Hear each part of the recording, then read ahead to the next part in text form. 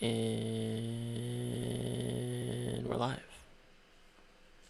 Yeah? Yeah. QuarantineCast Volume 3. Live. Now playing QuarantineCast Volume 3 with Andrew Scott and Mary Kaylee.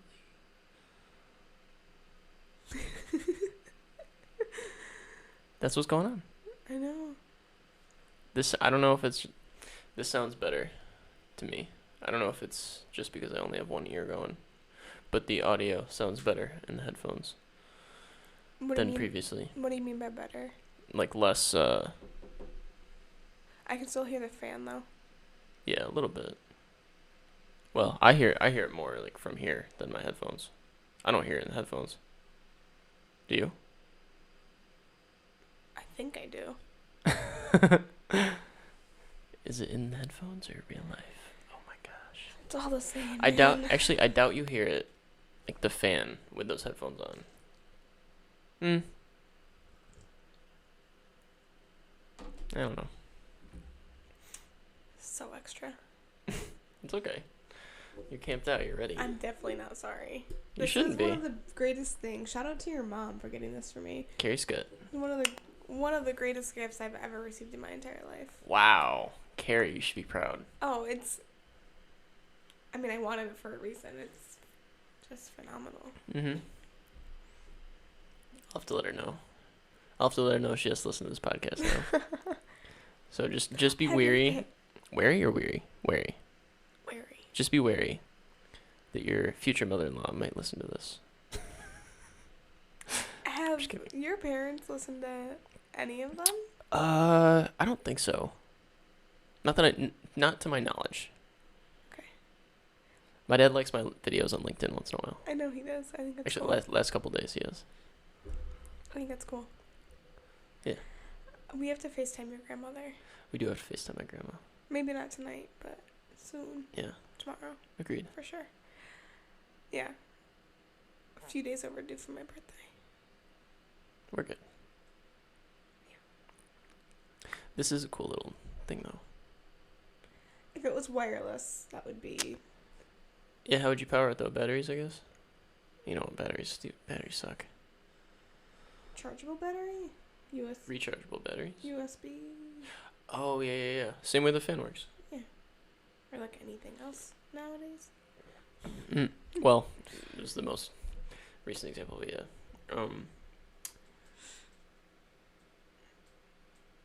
Yeah, you still have a cord at that point, though. Yeah, but just for charging. Oh, just for charging, I see. To heat that up like that, USB might not be enough power. Like, I don't know. That's probably why they're so plug attached or cord attached. Yeah, maybe. But if it's a battery and you charge it with USB long enough, I feel like it should be okay. For people who don't know what we're talking about. Oh, that's a good point. We're referring to this mug warmer, right? Yeah. It's by Mr. Coffee, if you want to go get one. It's a little platform that plugs into the wall, and it keeps your coffee warm. And it's phenomenal. Cannot say enough about it. Keeping America addicted. Even though when I would have to warm up my coffee, it was a good excuse to get up and walk to the microwave, but depending on the time of day, there's a line to use the microwave for lunch. Really? And it's just, it's terrible. I don't leave my office. Well, this was pre-quarantine. But I used to not leave my office, if I could help it, from the hours of like 11:30 to 1:30ish. Just because of the lunch rush? Yeah. I don't blame you. Well, I shouldn't say leave my office. Just be near the break room. Yeah. I'd slip in, grab my smoothie, slip out. Yeah. Really sneaky.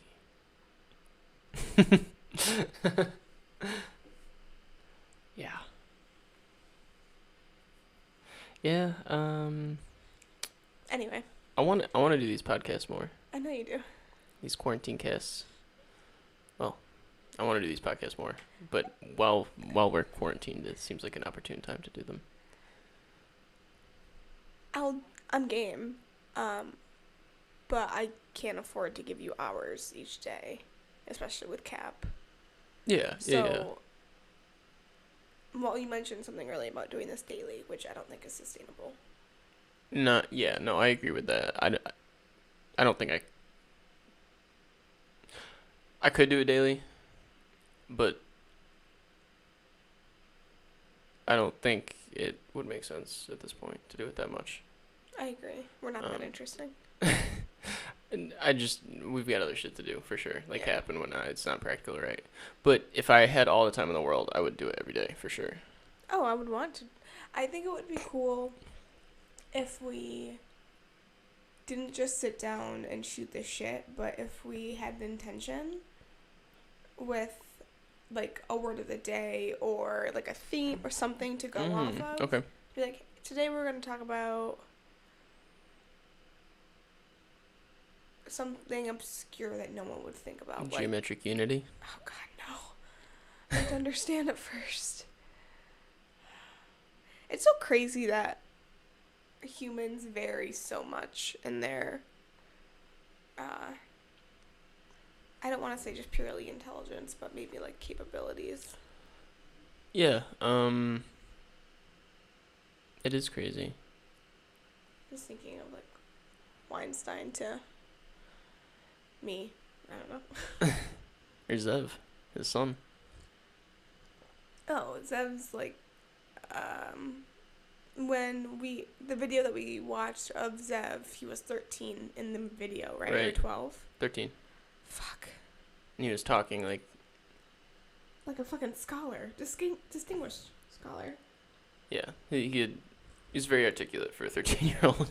No, but not even articulate. I mean, he, like, vocabulary aside, it's his more thorough and in-depth understanding of relatively complex real-life concepts when he's supposed to be freaking out that he has a zit on his face and that Sally's not going to think he's cute anymore. Like, he's 13 years old. Yeah. I know 13-year-olds don't necessarily do what I just described because there's makeup and there's filters, and I think that's fucked that there's no such thing as an awkward stage anymore. Like, well, that's not entirely true, but fucking makeup and filters and that shit. Yeah. No, for sure. And it's not like we're even that old, you know? No, but my point is that, like, oh, I can't even put words to describe what Zev is. Like, 13 years old. He used the word rhetoric, and I was like, what the fuck was I doing when I was 13? He was talking about his generation and something like the implications of Gen Z being treated a certain way by Gen X or something like that, but long-term, real-life, large-scale implications of his entire generation. Like, the introspection and thought, like, I don't know, that's just fucking crazy. He's 13 years old. It is crazy. Like, I had none of that perspective when I was 13. No one does at 13. That's my point. Yeah, no. Agreed. Except for that kid. People don't understand that now. Yeah. As adults. Mm-hmm. Or they just don't choose to put their energy towards that thing, maybe. But, I don't know. Anyway. It's very crazy, though. It's to your wildly point, impressive. Humans vary widely. Oh, yeah. Like, even, like, the most random things. Like, the most random skills. Whether it's a particular type of art or, like, I don't know. It's fascinating. Like, that humans just are so good at mastering things. You know what I mean? Or, like, gravitate towards things and then do them so much and become so good at them. Like, how many people have sat down at a piano, right? But how many people are, like, fucking pianists? I'm sure a lot of people. Yeah. It's just, out of all things, like the piano though, like I don't know. There's so many things to be good at. Like like so many crafts or so many forms of art. Not even be good at, but well, okay. Yes. Different crafts, things you can do, and you can make anything. I mean, that's what Etsy is. Pinterest. Yeah, there are so many. That's just reinventing or innovating something that's already created. I mean, great artists steal, right? Mm-hmm. Yeah, it's true. Can I tell you something that I thought of when you were talking? Tell me something. You said the word artist, Yeah. and I thought, as I'm sitting across from you with your grungy facial hair and that little beanie and whatever else, that when we first started dating and when I first got to know you, I knew you as an intellect always, but an ex-hockey player at that point. Mm-hmm. Yeah, he lives with the club hockey guys. He used to play hockey. Like, he used to be pretty good. Doesn't play anymore, but, like... That was the foundation of your idea of that me. was one of the first things I learned about you as a person. Yeah. So it was one of the larger pieces of the puzzle that was Andrew at the time. Obviously, that puzzle has been broken down. I know you a little bit better now. But I don't... Like, I forget that you played hockey. Mm-hmm. I forget that you have athletic ability. Because you are just very much, like, all things considered, an artist in yourself. Just the transition's funny. That's We're all artists. For sure. But you would describe yourself as such. Yeah. As per our conversation earlier, I think everyone's an artist. Everyone's an intellect. Sorry, not intellect. Everyone's an artist. Everyone's a creator. It has some kind of, I don't know, people have ideas, right? People express those ideas in different ways. And if you, whether it's, through conversation like this, or through a political cartoon, or, like, there's so many different ways to express. Like, I told you in the car when we were driving wherever, last week. Where were we driving? I don't remember. But I brought up Dr. Seuss and his political cartoon. We were just taking a drive. We ended up driving to Auburn. Oh, that's right. Quarantine things. Driving. Driving nowhere in particular. Yeah, I mean, Dr. Seuss, the guy who puts all these children's books together and with all these, like, great messages in them, also with political cartoons, and, like, that was just expressing himself and his ideas and his viewpoints in different ways, and I think that's so necessary. Like, everyone does that in different ways, of course. It's funny, you were talking about mastering things. I just remembered one thing from high school that I happened to be really good at was Slamwich. It's a card game. I think I know it, but describe it to me. I think it's also called Egyptian Rat Screw. Yeah. Okay. Gotcha. Yeah. There's doubles and there's triples, and you slap the pile. I don't think there was triples. Some, like, sandwich, and then you can sandwich on top of it. Yeah. Okay. Yeah, but it was like the reflex, you gotta slam the pile. Mm-hmm. I was fucking sweet at that game. I, like, never lost.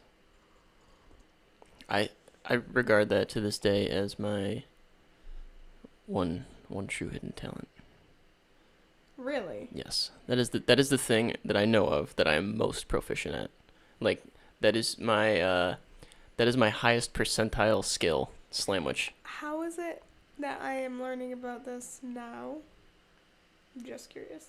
Why haven't we ever played? We always play pitch. Have you ever played Because it's the Spit? greatest game on earth.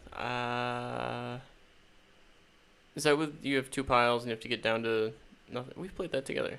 We've totally played that. Spit? Yeah. Yeah, we've played Spit. 100%. I'm pretty Sure you smacked me. I'm pretty fucking good at Spit. I do not have Spit down. I do not have Spit down, admittedly. Dude, I have such a vivid memory of playing that game at Lord's Camp. I was a counselor and had boys that week, and Liam was my counselor, and it was rainy. Shout out to Liam. Liam Rogers. It was rainy. We were trapped inside for the afternoon. I think it was one of those days that they were calling us down to the dining hall by groups because it was too rainy to do flagpole. Trapped in a cabin with a bunch of smelly boys Sounds like a dream. for a long time. Adolescent boys and not cute. I taught them how to play spit. And then I just smacked all of them. All of them. Like, For hours. yeah, we played for hours. For decades and decades. So and decades. you always bring cards to camp, right? So, Hell yeah. So, and these boys were old enough where they were fun. So I taught them how to play, and then we just had a fucking tournament. So people were like practicing, like playing each other but practicing, and then people were like in the semifinals or the finals or whatever. And then they'd have to play me, and then they'd always lose. You were It just was like a king of the hill, and you Yeah. were the reigning king. Yeah. Nobody could overthrow you. it was so fun though. Oh yeah, card games are incredible. Yeah, it made the time pass too. Yeah, I never grew up playing. I know we talk about this all the time, but I never grew up playing cards. I mean, I played like Rummy and War and a little bit of Egyptian Obscure, like BS, but nothing like Pitch. Yeah. Pitch is Pitch. Pitch is so fun. Yeah. It is so fun. It's a little more. There's some more depth to it than some other games. It's not a speed thing. It's a strategy thing for sure. Mhm. But It's so fun. I'm so glad that game was in my family growing up. Yeah, me too. So glad. I think it's so cool that you guys have that as a family, too. Like, you guys can all play Pitch together. Hell yeah. I think my family was just too big that we couldn't do. Hard to rally all the troops together in one Yeah, for one game. yeah. We would Makes have sense. family poker night, like, rarely, but Oh really? yeah. I didn't know that. I think it's happened. I think it happened, like, once or twice. I'm not good at poker. Oh, I forget you hate poker. I don't hate poker. I don't care for it. I don't know. The whole. Are you talking about 5-card or Texas Hold'em? Well, I mean, there's a million different poker games. It's basically Texas Hold'em. Okay. Being the poker game that most people play. I don't know. I'd always rather play Pitch. And, but here's why. Like, poker you can't really play if you're not actually playing with money. You could just play Pitch whenever. Yeah. You know what I mean? For poker, you have to have chips. Or quarters, or nickels, or dimes, but I don't know. That's fair. And whenever I would play poker, growing up, which was seldom, it would always take forever to end the game. Like, it was like Monopoly, in that towards the end of the game, everyone was just like, Over alright, it. I don't fucking care anymore. You can't do that with Pitch. Huh? You can't do that with Pitch. I mean, you could. The games are so short. Yeah. You play like, best of 3, best of 5, best of 7, whatever, but I don't know. Fucking great game. It is. So fun. Shout out to my Uncle Jeff for picking up that game in high school at Owego High School, Owego, New York, and bringing it home to my grandma and grandpa. And then the rest is history. I mean, well, your dad had to learn. And then meet your mom. And then have a kid. There were some checkpoints in there, but And then that kid was you. Checkpoints. yeah, there's some like milestones. Like,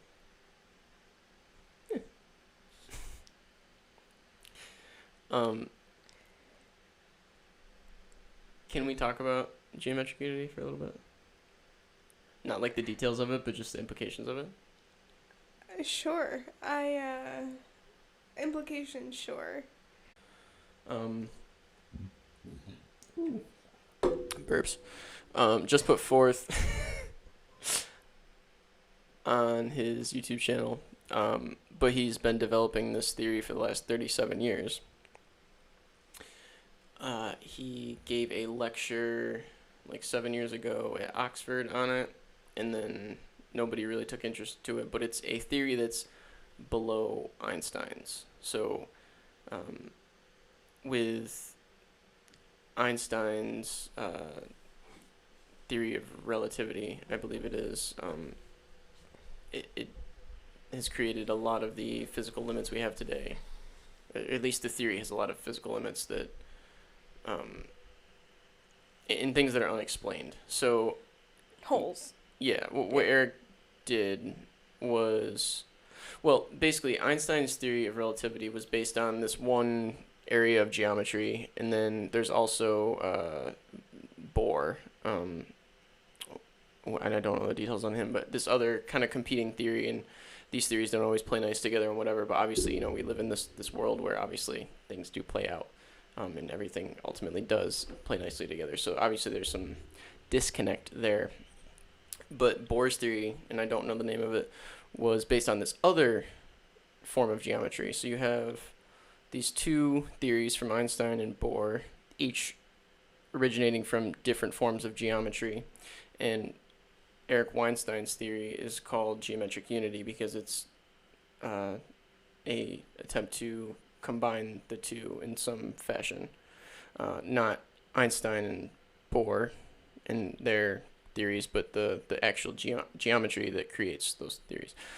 So basically, he just put forth this theory that could, I guess, revolutionize, well, whether we could ever leave the solar system or not.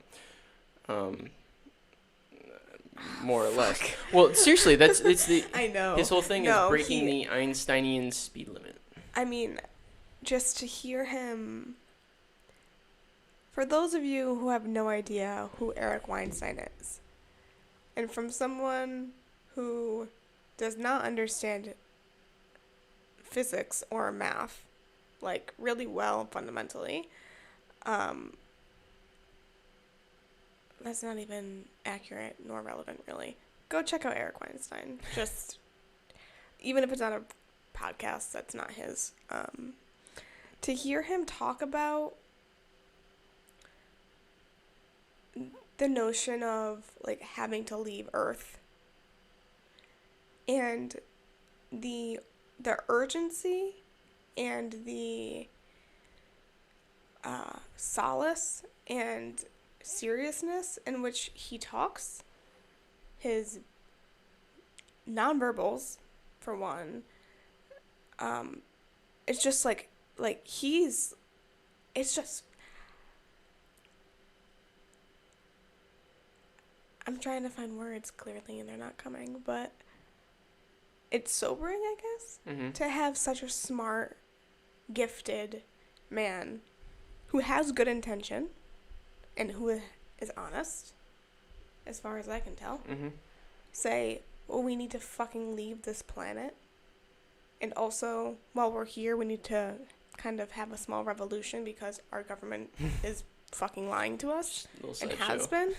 Like, that's just another thing. But, I don't know, like, I guess I've just identified with figures like Peterson and Weinstein and Rogan in the sense that it's some sort of alternative media, but it's something that's more, if I'm going to believe in anything or anyone that has power or an influence, it would be them over our current government. So to hear someone who I, to an extent, trust, that being Eric Weinstein, saying we need to leave this planet and I think I have a way to do it, and if I'm right, we need to seriously think about what this means. I can't wrap my head around that. Yeah. That's fucking crazy. Yeah, the whole intellectual dark web thing is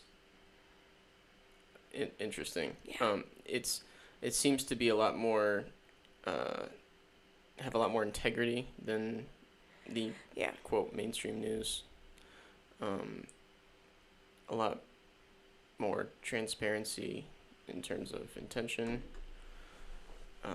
Just more honesty, like just. So yeah, I trust them way more than I trust fucking Fox News or whatever, so and so.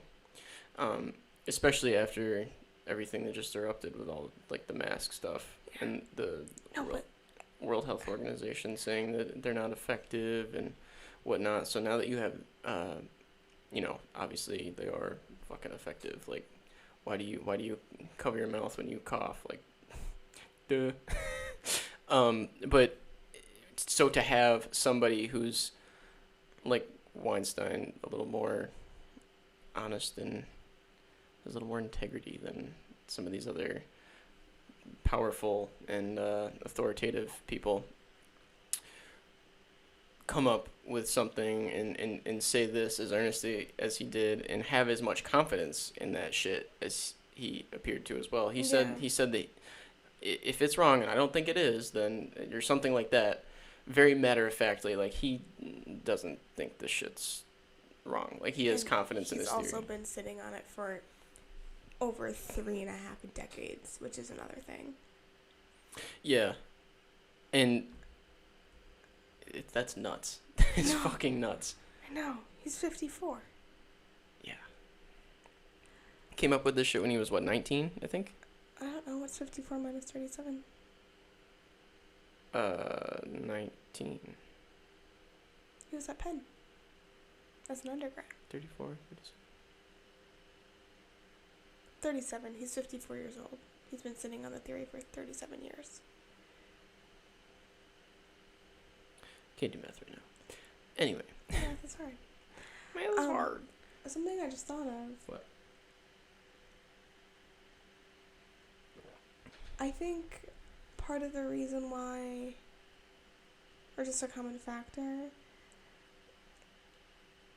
which maybe breeds trust among, like, people who are more likely to be trusted, admit that they're human, and that they don't know things, and have some sort of humility about themselves in that regard. Like, Rogan, Weinstein, Peterson, like, I don't know. They all will say, like, look, I'm not, like, I don't know. These are just my thoughts, and, like, here it is. But, like, I'm not, like, I could be wrong. Mm-hmm. I don't know everything. It's so refreshing when you turn on the news and your president is telling you that everything's great and that the ratings are good. Yeah. And huge. I thought of something else too that I want to touch on, which is arguably more interesting. There was no, you used a word like eruption or something from the CDC, about the mask thing, about like how that erupted, or I forget the word you used, but it was something, like actionable like that. I forget the word too, but go on. I don't think there's been an uproar about the mask thing. I think what's happening is America is just fucking asleep and just fucking takes what is spoon-fed into their mouths. Oh, yeah, totally. So the WHO and CDC say, don't use masks. Masks are bad. Everyone's like, oh, I'm not gonna fucking use masks because masks are bad. And then 21 days later, less than, those same fucking entities are saying, oh, by the way, like, masks are okay, so, like, you can use them now. And then people are like, oh, okay, they said we can use masks now? Yes, they're good. So they were bad, but now they're good? Oh, okay, cool. Like, I don't think people are, like, actually understanding that the Center of Disease Control and the World Health Organization fucking lied to us to cover up their own mistake. Mm-hmm. Like, I don't think people are talking about that. Mm-mm. I posted that thing in your family group chat and mine. And no one said anything, which is fine. Yeah, no, not to harp on our family, but like, it's not. And maybe, like, everyone's just quarantining, so everyone's talking about it amongst themselves. But I just don't feel like even in my staff meetings, Yeah. and they're all about, like, they're all in the know about what's going on and Right. whatever else. No one has been like, no, they lied. Like, they lied to us. No one has said that. No one has brought that up. Like, we've talked about masks and, like, how, like, we should use them and whatever else. And I tried to articulate without sounding like, are you fucking kidding me? They fucking lied. And I butchered it. But I don't know. It's so apparent to me that the analogy of, like, being awake versus sleeping, of, like, actually using your fucking brain or being aware of what's going on, of yourself and your thoughts and, like, what other people are actually saying to you. Like, just wake up. So, like, what the fuck? Like, why is everyone angry? Yeah. It should be. And I don't mean, like, to carry that anger and sleep with it and harbor it like some of my colleagues do, because that word is tossed around with contempt during our conversations. Right. But, like, I can let this go very easily and sleep, soundly at night. But, like, when I think about it, like, what the fuck? Like, why aren't we revolting? Like, I don't understand. Like, you heard it here first, folks. I'm also a pacifier. I don't believe violence is necessary in most circumstances. Always thought that. Yeah. Except when you have to spank your kids, because sometimes you have to spank your kids. Damn straight. But, fuck, like, we don't, as a people... We're just overtaking it. To be honest. Yeah, we are. We really are. I don't... It's insane. You can say that in a more eloquent way, but yeah. Yes. For lack of better no words. No, it's it's just not an we're eloquent asleep. thing. It's like the government sedated us, made us all robots, and now we're just doing what they say. Well, Like, Trump's... it's just a matter of controlling the narrative on mainstream news channels where everyone gets their news. Like, but people are slowly creeping towards the alternative. for sure. And it's funny, I'm going to play devil's advocate. You make the point of we're all asleep and whatever and and all this stuff. And we're just taking what we're spoon-fed, right? Which is that mainstream narrative I just referred to, whether it's Fox News and everything's great, it's all good, or, the alternative being, you have these reversed, by the way, or the alternative being, left-wing media sources, whether it be CNN or MSNBC or whatever. But the mainstream things that are very much a part of the political system, it's not too hard to figure that out. But the idea of we're asleep and we're just taking what we're spoon-fed, if we were to say that to somebody like my dad, who watches those mainstream news channels and that's how he gets his information, he would say, we're just asleep listening to these Joe Rogan people and they don't really know what the fuck they're talking about, and we're the ones that are asleep and not with it. Like, we're the crazy people. Like, you could say you're asleep and just taking whatever narrative comes to you, right? So this is where let me say this. Everyone's going to be getting some narrative from somewhere, right? Whether it's Joe Rogan or Fox News or whatever. For like, sure. Or fucking Alex Jones, the conspiracy theory guy. Yeah, sure. Everyone's getting their information from somewhere. So you could always make the argument that you're just being spoon-fed. But what it really comes down to, what you said, is thinking for yourself and using your critical thinking skills and, not being asleep. So as much as I think that somebody can make that argument, like, well, you're just being spoon-fed Joe Rogan and you just listen to whatever he says. Well, it's not to say you shouldn't listen to anybody, right? Like, you can't, right. You could say it about anything. That's a terrible argument to make. Right. So, it really just does come down to thinking critically about things, and Questioning what it is you're consuming. so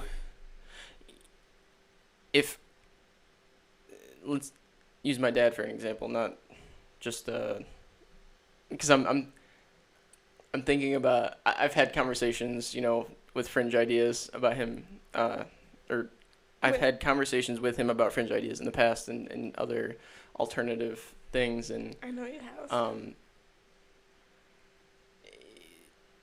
What was I just gonna say? What the fuck was I just gonna say? Oh, so if we for we're talking about mainstream news as if it's just like a political puppet, more or less, that's controlling the narrative off which people vote and how the whole thing, right?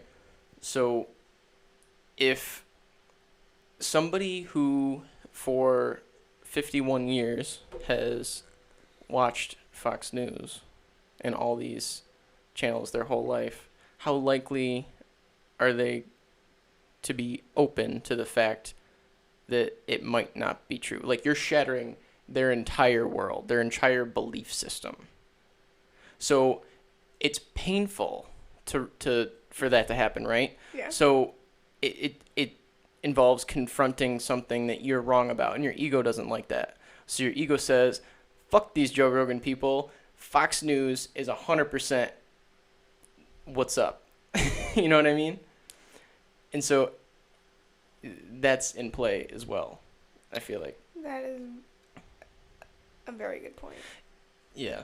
And not to mention, so what you just described is an emotional reaction to the whole thing. And I think the news and those main channels are also very good at seeking emotional reactions from their consumers.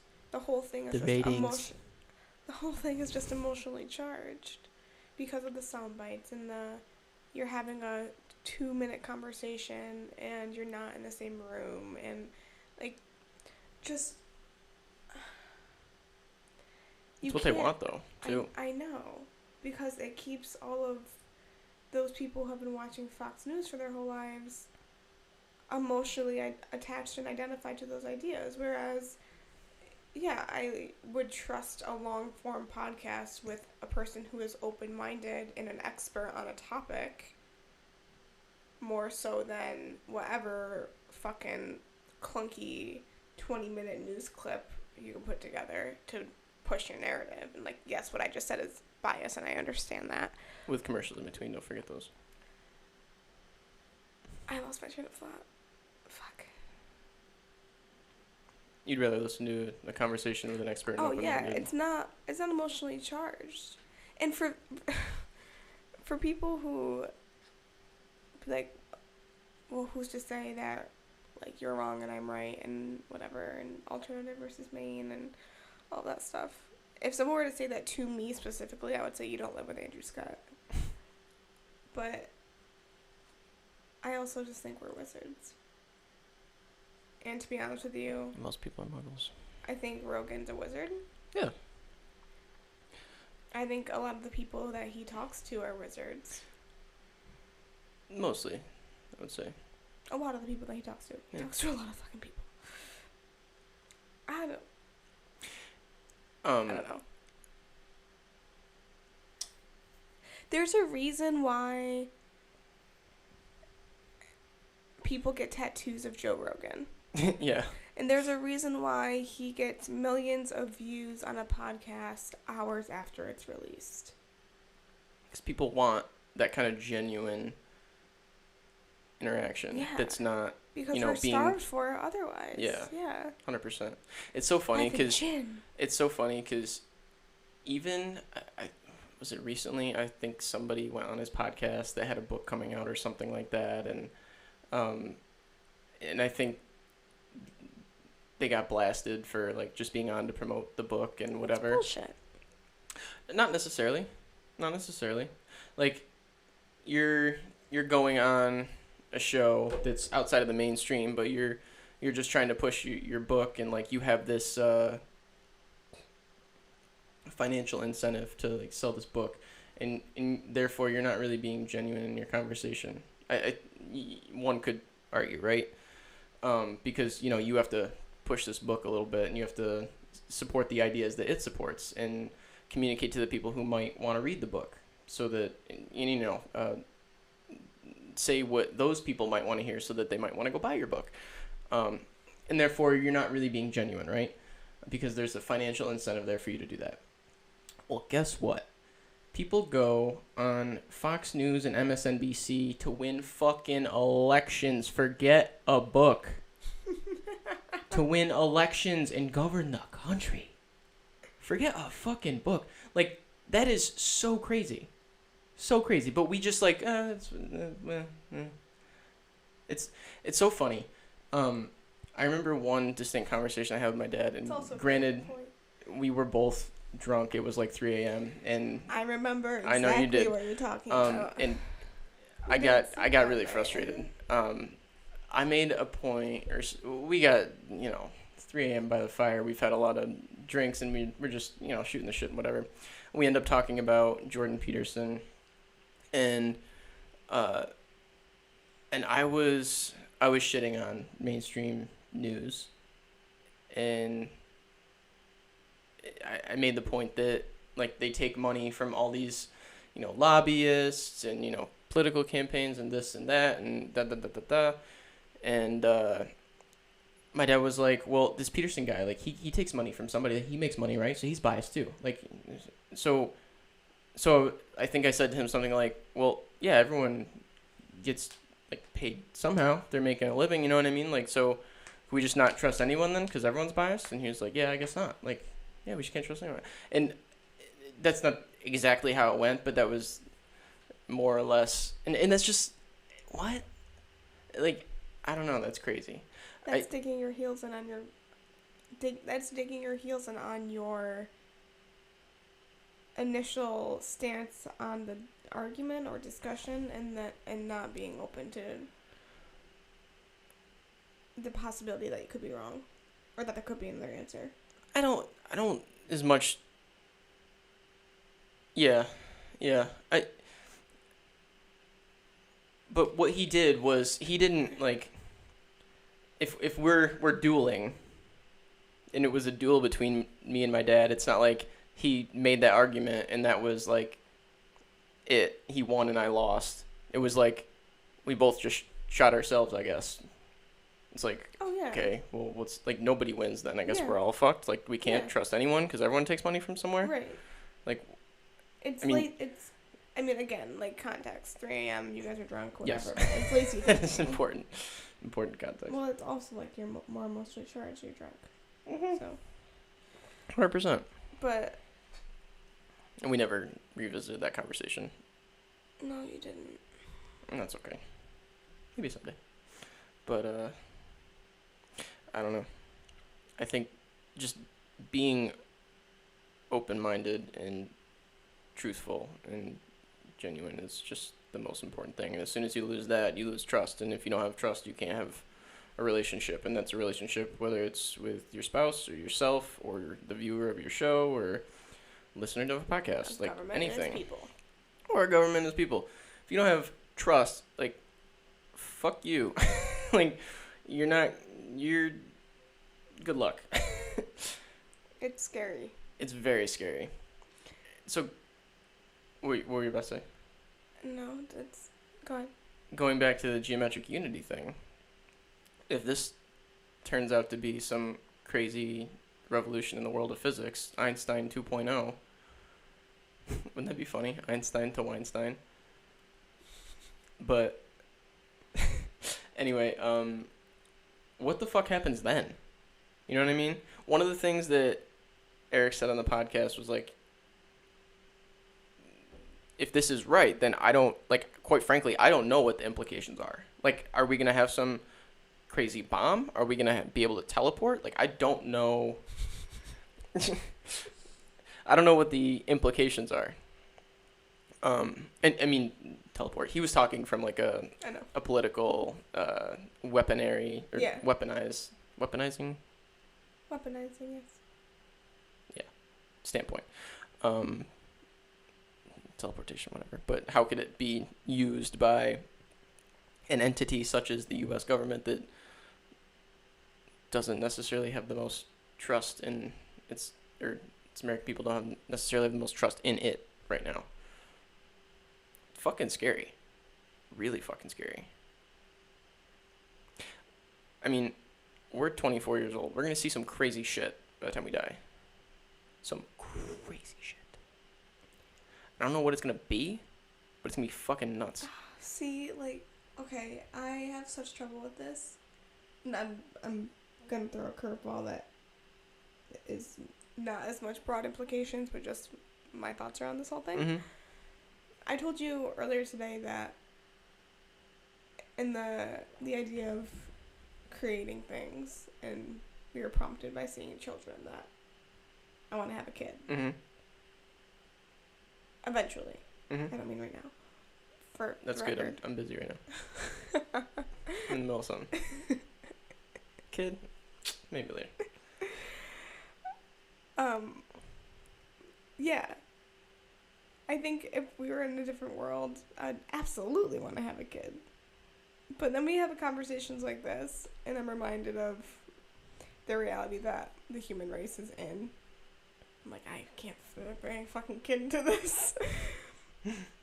It's enough just to make sure that you and I are okay. I seriously think... We're also 24 years old. I know, but...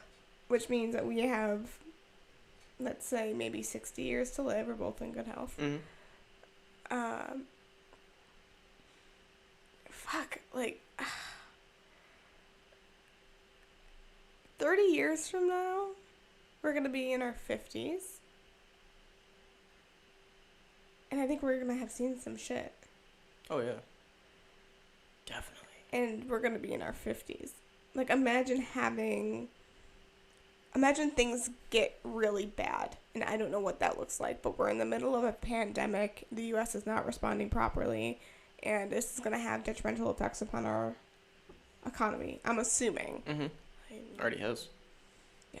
I'm not an economist. Don't fucking We are not an economist. We are not a, what are the people who study diseases, pandemics?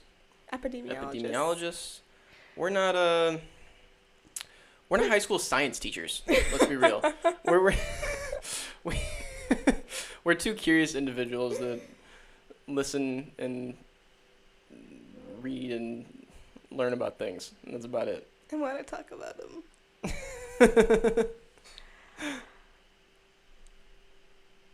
I think we're going to see some shit. I think it's going to be bad. And I don't know if I want to have to worry about anyone else besides you and me. Like, there's enough emotional baggage. Not attached. Like, yeah. in a good way. Mm-hmm. I love you. Yeah. The more you love, the more you have to lose. Right. So, let's just not have a kid. And, like, not have to worry about that. Hopefully our parents don't listen to this then. My parents know where I stand. I think yours do too. I don't know. I can't remember last time I talked about kids with my parents. When you told them that we were getting married, and you prefaced with, 9 months from now there's gonna be a surprise. That was a great impression. I just got warm. Are you serious? Yeah. Oh god, that's funny. A little bit. I gotta take this beanie off. Oh Jesus. You thought it was a good impression? Oh, it's fantastic, dear. Killer. What's my hair right now? Yeah, it's something. Yeah, better now. Yeah. Anyway. Well, I guess we didn't talk about, like, I was just like, I'm definitely not fucking pregnant. Yeah. No, we didn't. I feel like I've talked about it with your dad before. Anyway, We're gonna see some shit. Let's only have to worry about you and I. In case, like, there's a food shortage and food gets really expensive. Let's get a gun. Teach me how to hunt. Dude. It's... Yeah. I don't think that would get it done for either of us. I know. I'm sorry. Implications of geometric unity. Yeah, I don't know.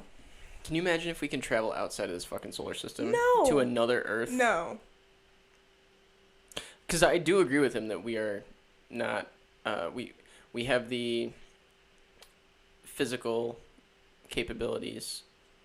We have the physical capabilities of gods, let's say, and that we can blow up our entire planet, but we do not have the wisdom of gods to wield those powers. We are gods, but the wisdom. We are, yes. We are... It's a phenomenal quote. Who was that again? Weinstein. We are gods, but the wisdom. It's fucking true. We're fucking monkeys. Let's We're talk fucking about... monkeys. We're stupid. Let's talk about how the United States of America is a couple hundred years old. Mm-hmm. And how everyone else is thousands of years old. Just like as countries, we're a fucking baby. Just developmentally, let's look at all of the. I don't know. I don't know if that works like that. No, it totally does. I've seen this play out. That the U.S. is in its adolescence, and we are acting as such. And the whole world is like, okay. Well, I don't have time for this shit. Can you like? That would imply that United Kingdom is our wise elder, and I don't think that's fucking true either. Because wasn't the royal family tied in with that Epstein shit? I'm quite sure it was. Oh. Big time. I don't know the details of that. I don't know the details of that entire thing. There was some weird interview with Prince what's-his-face. Christopher. I don't fucking know. It was a prince. One I hadn't heard of. It's not Henry or Charles. Okay. It was an older dude for what I pictured a prince to be, anyway. But yeah, they were tied up in that Weinstein thing. That's another thing. The masks. Like, what about Weinstein? I don't know. What I know. Are you talking about Epstein? Epstein. Oh, Jesus Christ. I just said Weinstein. Yeah. Okay. I've been seeing Weinstein. So there's Eric Weinstein, Harvey Weinstein, and Jeffrey Epstein. Okay. Okay. Just so we're clear. We are. The last few mentions were supposed to be Epstein. As in Epstein didn't kill himself. As in Epstein didn't kill himself. He just... I don't know. It was... Got murked? It was said to be suicide by hanging in prison, right? Yeah. But the ligature marks indicate that he was strangled, choked. They don't match a hanging or whatever. There was some funky shit. There's funky shit all over the place. Like the guards happened to not be on duty. The cameras happened to be fucking off. Like. Oh, seriously? Oh yeah. No, this is like the Wizard of Oz, and like you just saw the guy behind the curtain, but he's still playing the thing, and you're just like, oh yeah, okay. Like we just totally forgot about the man behind the curtain with Epstein. Like we saw him, he was there. Like you can see his feet below the little curtain. You can see his feet, but we're still paying attention to the screen as if that's the real deal. It is ridiculous. Like there are so many stupid coincidences. I don't know. I keep saying I don't know the details of this at all. Nor do I. But the ligature marks, the guards that were gone. I don't know the details, but I'm gonna give you the details. Well, I don't know specifics and ligature mark and this tendon and I don't know that shit. The ligature marks on his neck, and I think something with like blood on the. Probably pre-postmortem. Whatever. Ligature marks, cameras were down, guards were MIA. Like, there's way too many coincidences. Like, it's pretty much to forget definitively saying that he was killed, that he was murdered. To definitively go along and accept that there is no question he hung himself is fucking asinine, as far as I'm concerned. Like, to not even question the grandeur on the screen while you're looking at the fucking feet behind the little curtain is hysterical. Like, it's complete, like, you are lying to yourself. It's just denial. It's fucking scary. I need to look into that. Yeah, I don't know the details, but I've listened to enough to get as much as I just regurgitated to you. And Well, I know he didn't kill himself, but I don't know, like, the scandal. And oh, you do know he didn't kill himself? Damn, you should let the media know, because they think he killed himself. Pretty fucked up. I know he didn't. I have the answer. Guys, Epstein didn't kill himself. Yeah, was there any, like, Duh. was there any Epstein stuff on, like, SNL? I wonder. I have no idea, probably. I hope so. Well, I don't even know.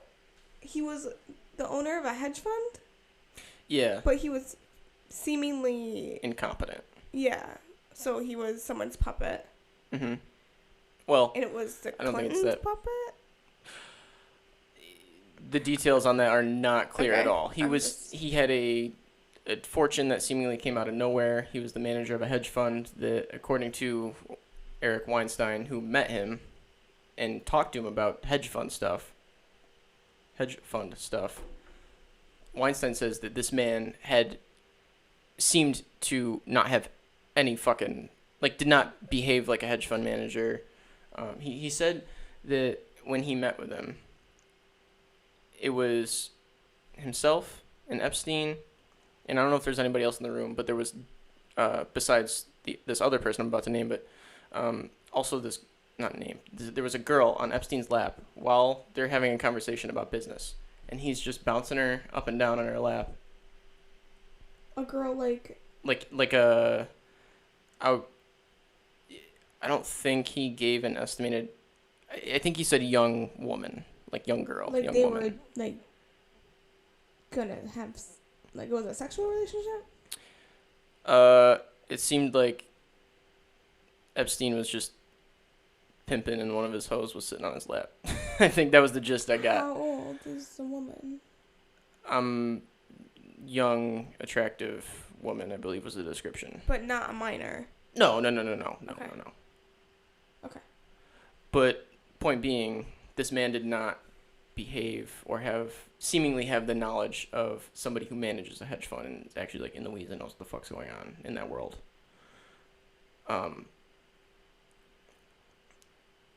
Yeah. Crazy. So he's in charge of this hedge fund, has this fortune that seemingly came out of nowhere, and all these ties to the highest of political folk, the most powerful people in the world, more or less. Are you referring to the Clintons? Clinton's he had ties again with the royal family. Like, there was a lot going on, and none of it seems to make sense. I need to... Yeah. It's crazy how I hope something more comes of that, you know? It's not fucking gonna. I don't know. That was a really big thing. I don't know as if there's going to be documentaries. Like, that shit's not going away. That is not going away. There will be documentaries. Right? 100%. 100%. There's a fucking documentary on Hulu called Hillary. It's about Hillary Clinton. Oh, boy. And it's pro Hillary Clinton. I wonder how much she paid to have that put up. Well, it's more like, what else is Hulu? Dude, I can hear that in the mic. Okay, my sorry. headphones. Sorry. Sorry, people.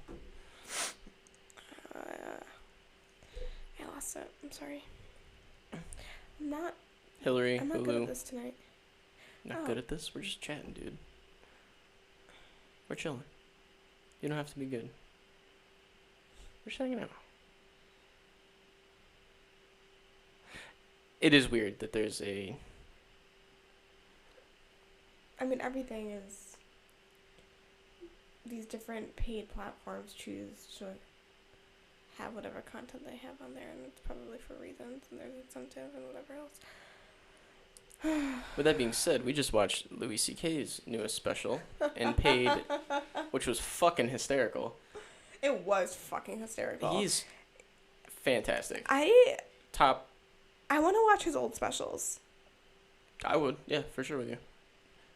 He's got to be like, as much as he's like the, not, I don't want to say nihilistic. It seems harsh. As much as he's like doesn't seem like the ideal human being. Like, he's fucking hysterical.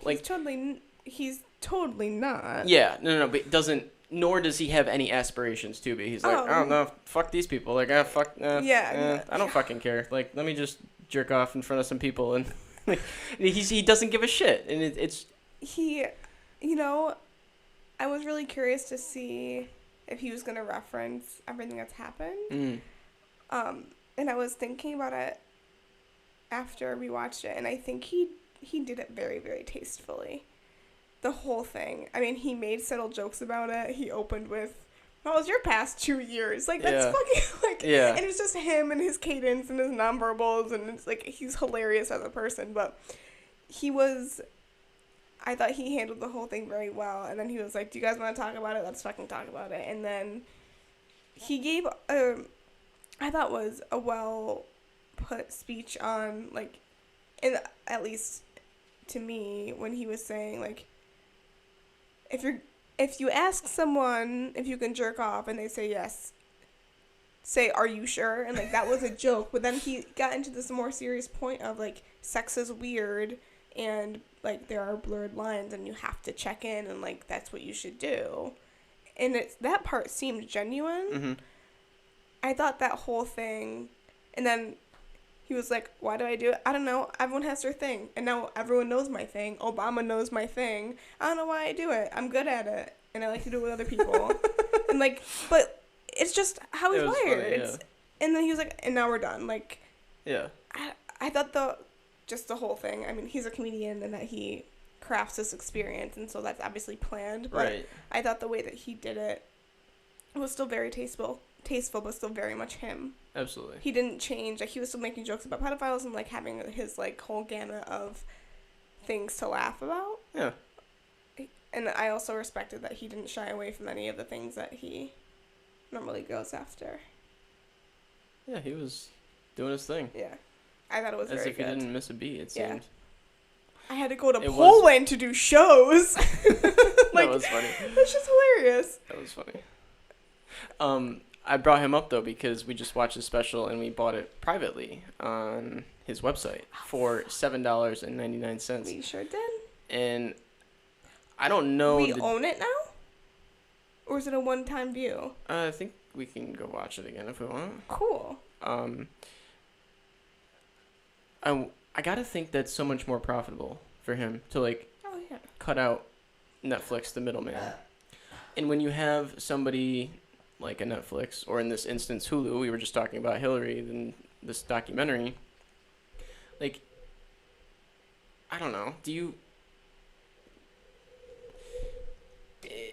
the whole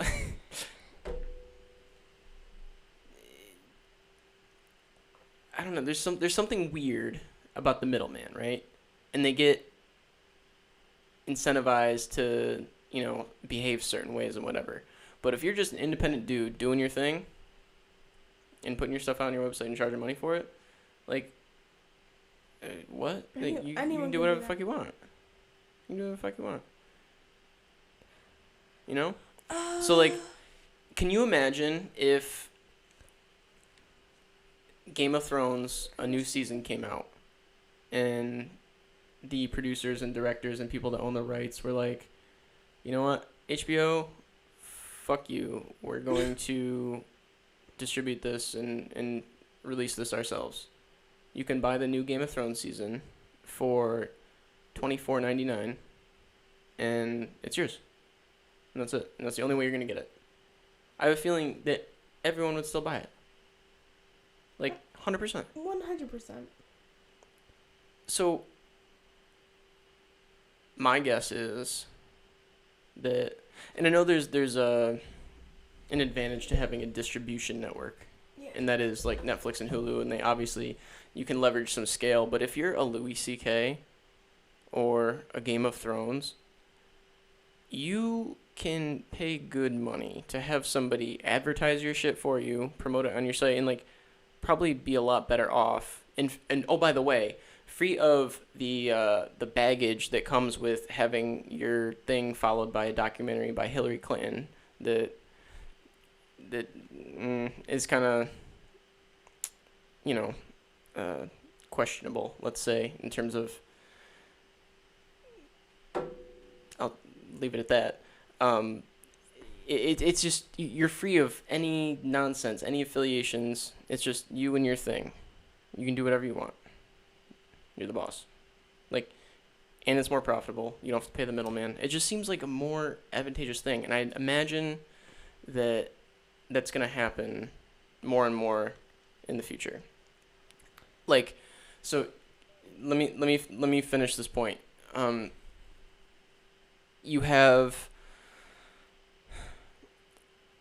podcasts, right? Podcasts are free.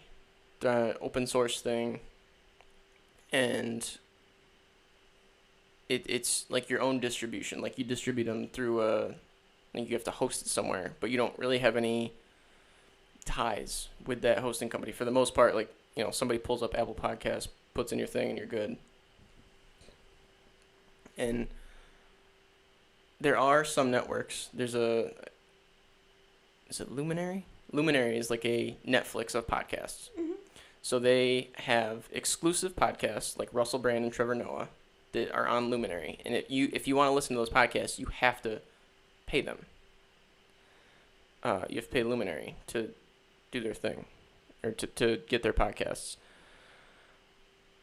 So from everything I've seen, a lot of people have shit on that way of doing things. For podcasts specifically. Mm-hmm. Okay. Having the subscription paywall thing.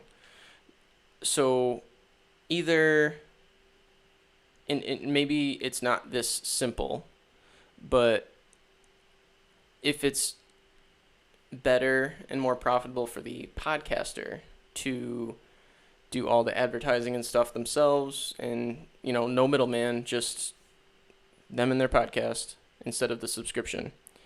If it is more advantageous to do that, which I imagine it is, then I would think that a stand-up special for a comedian being released on Netflix, for the same reason they don't want to put their podcast on Luminary, I don't think it'd be in their best interest to put their comedy special on Netflix. Like, why wouldn't they release it separately like Louis C.K. did?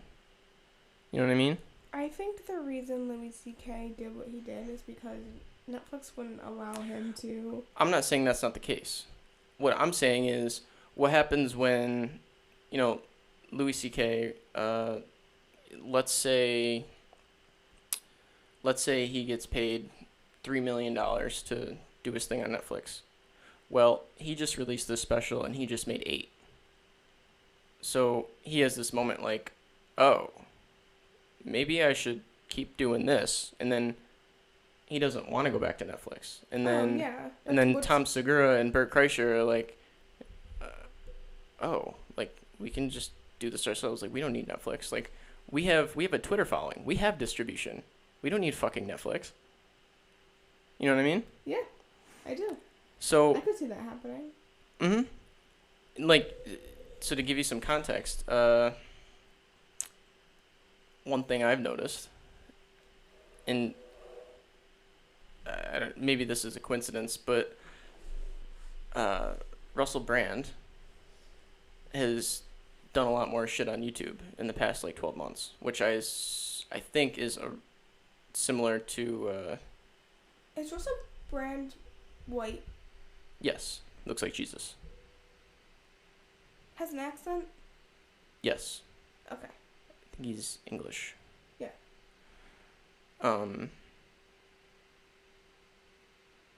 He's been like pushing his stuff out on YouTube more.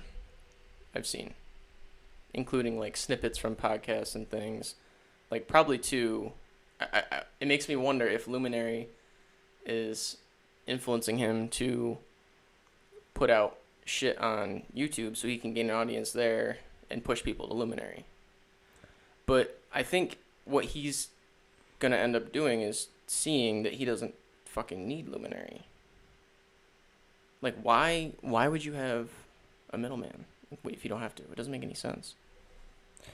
Like, to achieve don't know. It makes sense in some regard. Let me clarify. I'm thinking about this as I'm going. If you're not Game of Thrones and you're some no-name show, you want the distribution of Netflix so that you can can get known. Mm-hmm. But if you have a brand and you have the distribution already, you have the following, you have the listenership, you have the viewership,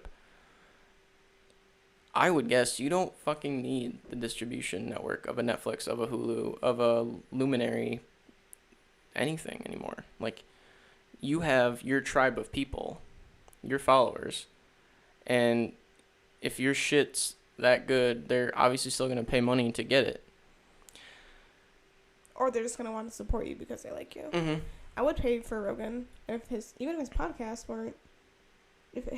was behind a paywall. I would subscribe to Joe Rogan. I would too. And I would too. A lot of people fucking would. Well, so this is where it's interesting because if you think about it from like a comedian standpoint, like Rogan, they do a podcast to build listenership for free. This is like their freebie intro, right? Mm-hmm. And then they put out a special, and then you have to pay for it. Whether it be paying Netflix and Netflix pays them, or whether it be Louis C.K. putting it on his website and you're paying them directly. Like, you're making money on the special, not the podcast. Or even the shows. The podcast is just the means of distribution. Yeah. Something that I want to pay attention to. Tell me. As Louis C.K.'s thing evolves. Mm-hmm. I want to figure out how much support he still has.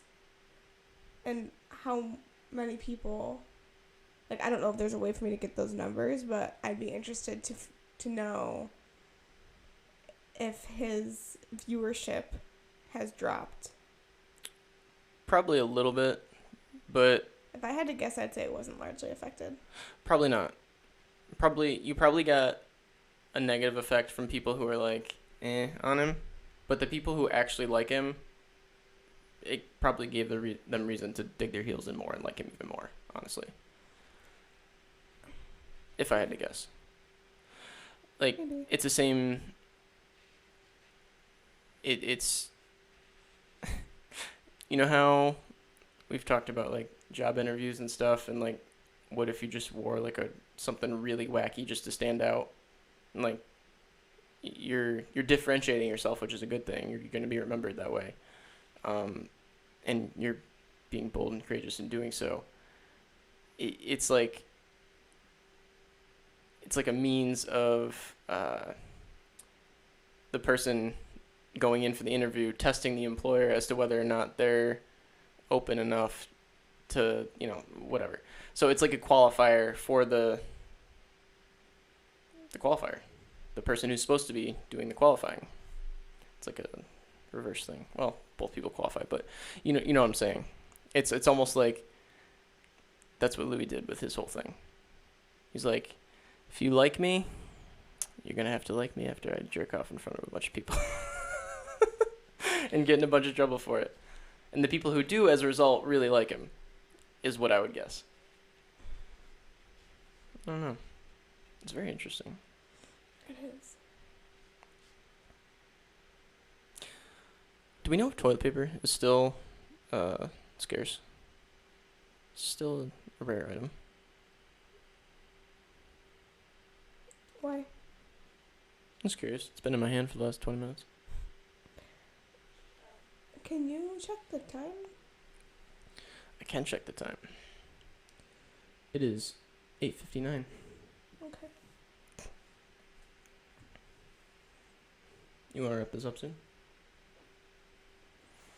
I do. Is that okay? Mm-hmm. Do you have anything you'd like to talk about before we wrap up?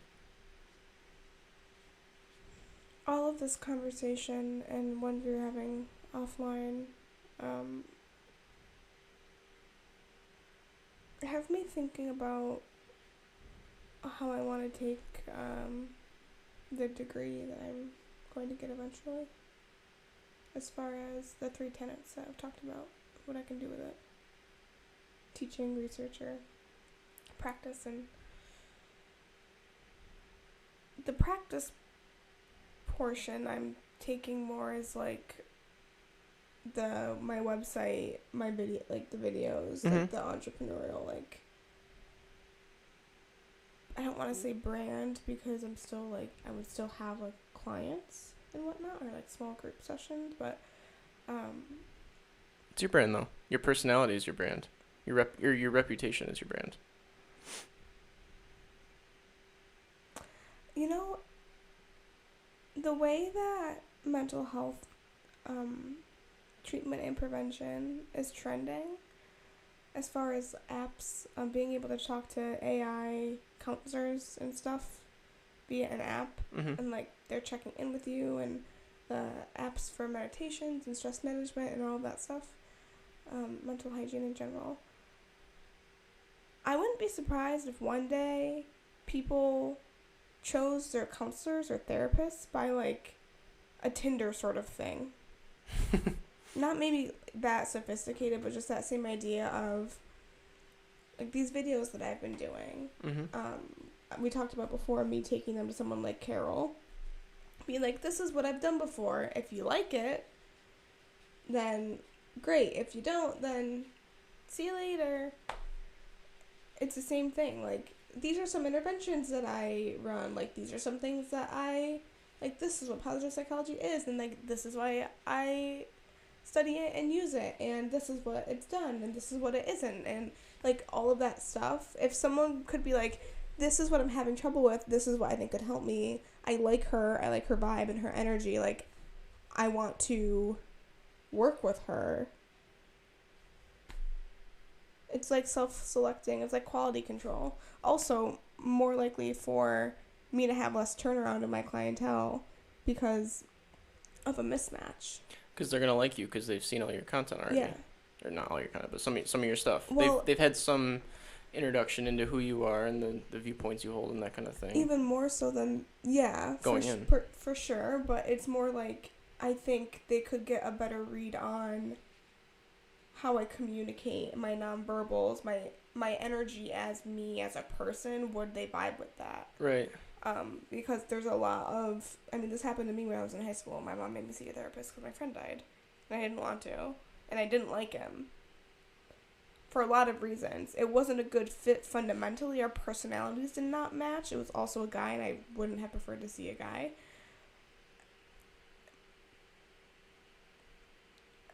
There's a mirror. I thought he was an idiot for a lot of different reasons.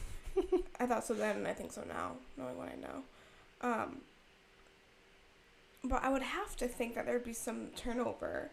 Oh, I'm sorry, but people don't understand that you have to find a counselor who you like, that you get along with and you jive with, right? And that there's friction there to find that person, and it's not always the first person who you're going to have an appointment with, right?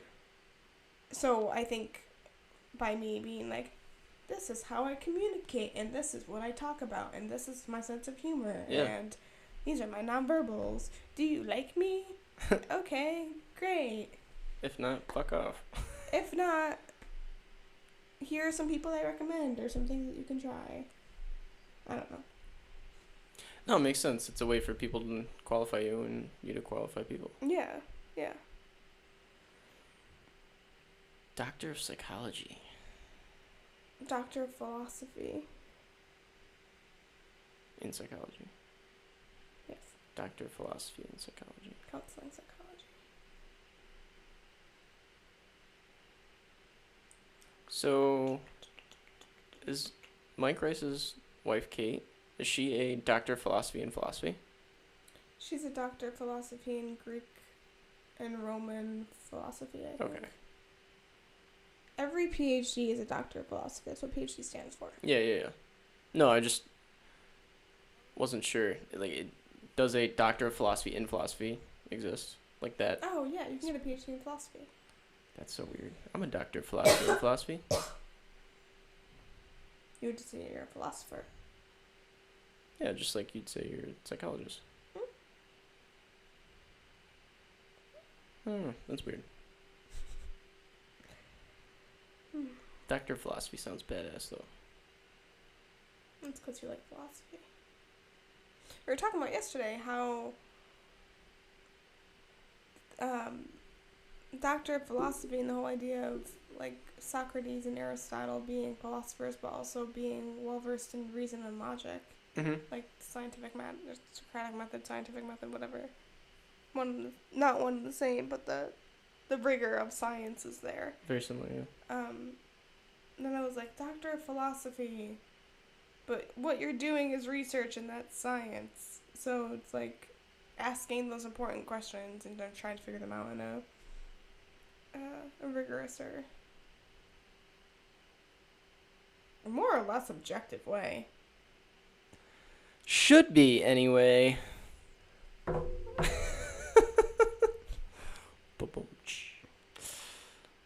Yeah, that's the big joke, right? Yeah, it's crazy. It makes me not want to. No, you gotta. I can't burn it from You the gotta be inside the- out, man. The rebel with integrity. I don't want to. Yeah, rebel with integrity.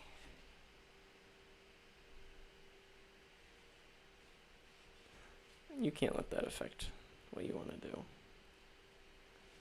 Fundamentally, I mean. I want to do research. I'm interested in it. I want to do qualitative research. It's so fun. What do you want your first study to be about? Your first research extravaganza Oh God. project. I couldn't come up with the noun there. It would have to be an intervention. But I would still want to do it qualitatively, which I think I'm gonna have some friction with that in school. Because most psychologists are quantitative. Okay, go on. To answer your question, I would. I mean, I don't have the advanced statistics to back up what I would want to do, but loosely I would want to interview a bunch of people on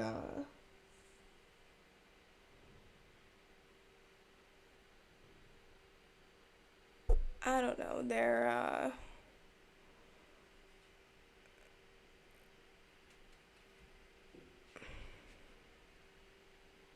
sense of self, like purpose, if they have purpose or meaning in their life, and or like self-compassion, sense of self, or maybe like compassion related to like, I don't fucking know. I want to study. My brain's not working. The things I want to study is fundamentally mindfulness interventions and how mindfulness relates to authenticity, compassion, and meaning and purpose. Also, psychedelics. Maybe as a mechanism to get there. That's interesting. Well, I can't study psychedelics because I'm not going to study neuroscience or psychiatry or psychology like that. So how would that work? Would you partner with I would a have to bend over. neuroscientist? I'd have to bend over or lay on my back. It was a joke. I know. I was waiting to see where you're going with it. With someone who works in that line of psychology. Be like, hi, I just really want to collaborate because I find this stuff really meaningful and interesting and important. Well, you might find a neuroscientist that has similar interests as you. Well, yeah, everything I just described, all the things I want to study is facilitated or would be catalyzed by psychedelics. Right. So, yeah, I would fucking love to study psychedelics. That'd be wild. To study how meaning and purpose in relation to psychedelics. And I mean, I know. Yeah, or I said earlier today that I would love to be the person who helps someone integrate their psychedelic experience into their life. That would be so cool. Yeah. You'd have to have a really specific set of skills, I would assume, to do that. Yeah, I wonder what that would look like. I don't know. Nicole has my book. Oh, I want to get it Michael back. Pollan. I want to get it back. How to Change Your Mind, Michael Pollan. Yeah. Do I don't know did I ever tell you who recommended that book to me? You probably did, but jog my memory. The woman's name's Catherine. She's lovely. She's a meditation instructor. This is familiar. Yeah. She mentioned it to me, I don't know. I want to say, the beginning of... Fuck, it might have been, a year ago. Yeah, probably. She mentioned it. And I was like, oh my god, that's so interesting. I'm gonna check it out. What did you gather from that book? Dude, I did not read that book right. I need to reread it and with a pencil so I can underline and take notes and do post so it can look like that book. Yeah. I did not do that right. Well, after you do it, make sure you actually go back through it and read the notes you made, because you made them for a reason. Because I haven't done that yet. You should do that. I know I should. I want to do something with them. With all the notes, lessons, ideas that came out of that book. I think it's a very profound book. I want to read it. And I want to do something with it. And I don't know if it's maybe it's just a podcast, me talking about it, but I don't know. I want to dive through it in some regard. Maybe make a couple videos, I don't know. I think it'd be interesting to do a solo podcast. Try it and see if you like it. I might. Depends if all my fans want it or not. Okay, so call Jesse and Connor. I need to. Ask them what they think. Be like, fucking do it. I should just do it. Why the fuck not? Yeah. I've thought about doing it in a way where I can, browse on my computer at the same time. But I don't want to crash the damn thing. Use my computer. That's a good point. I could do that. What? No. I'm sorry. I wanted to use that so I could toggle over to my web browser. Oh. And have that on the thing. And have me in the corner. With OBS on the stream. The way you've been recording your videos. Mm. Which I wouldn't be able to do with. So, I don't know. We'll see. I might just do it anyway. You need to help me caption videos. I don't want to do it tonight, but 9 o'clock, 8:45 tomorrow morning. Can we do that? Yeah. I'll send you a calendar invitation. they're being, like, I need to hand them over to health promotion tomorrow because What time? in the morning. This might not be a zippity-doo-dah process. The software is that puts the captions on. It's called the Capwing, and it's a very pain in the ass thing. No, you're misunderstanding. Okay. Let's talk about it tomorrow. Okay. Sure. 45. Yeah. You wanna wrap this up, dear? Yeah. Okay. That's you. That is me. Okay. It was a good chat with you. Always. Most of the time. Yeah. All right, folks. That's a Till wrap. next time. Bye-bye.